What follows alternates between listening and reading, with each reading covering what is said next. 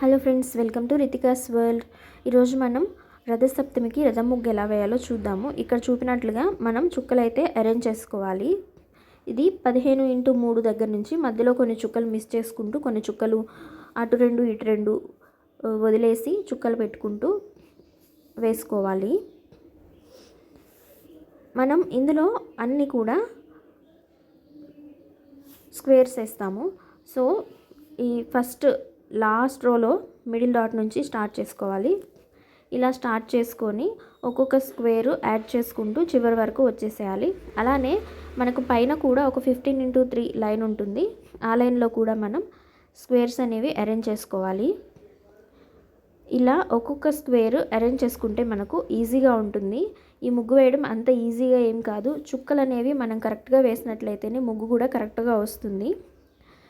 ఏమాత్రం చుక్కలు పక్కకు వెళ్ళినా కూడా ముగ్గు అనేది మనకు కరెక్ట్గా చూడడానికి అందంగా ఉండదు. సో నార్మల్గా ఇలా బుక్లో వేసుకునే వాళ్ళైతే డైమెన్షన్స్ చూసుకొని వేసుకోవాలి. ఇక నేల మీద వేయాలంటే మాత్రం చాలా ప్రాక్టీసే ఉండాలి.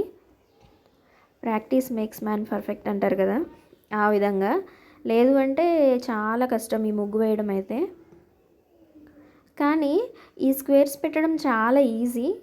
కేవలం మనం చుక్కలు పెట్టడం నేర్చుకోవడమే కష్టము. చుక్కలు పెట్టడం వచ్చిందంటే మాత్రం ఈ ముగ్గుని చాలా ఈజీగా వేసేయచ్చు.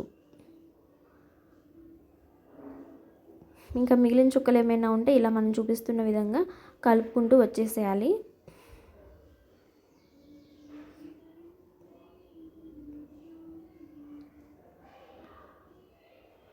ఇలా చుక్కల్ని కలుపుకోవడం కూడా ఈజీగానే ఉంటుంది, అంత క్లమ్జీగా ఏమి ఉండదు. కేవలం మనం డాట్స్ ఎక్కడ ఎలా అరేంజ్ చేసుకోవాలనేది తెలుసుకుంటే సరిపోతుంది.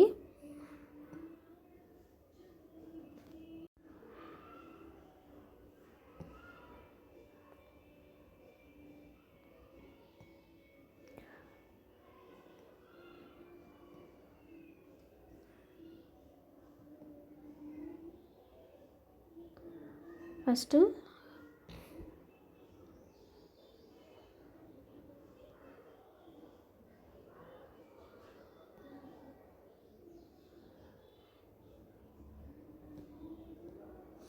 మనకి లాస్ట్లో బాటమ్ పార్ట్లో 2 వీల్స్ యాడ్ చేస్తే మనకు రథం ముగ్గు తయారైపోయినట్లే. మీకు ఈ వీడియో నచ్చినట్లయితే లైక్ చేయండి. అలానే రితికాస్ వరల్డ్ ఛానల్కి సబ్స్క్రైబ్ చేసుకోండి. Thanks for watching. Support Ritika's world.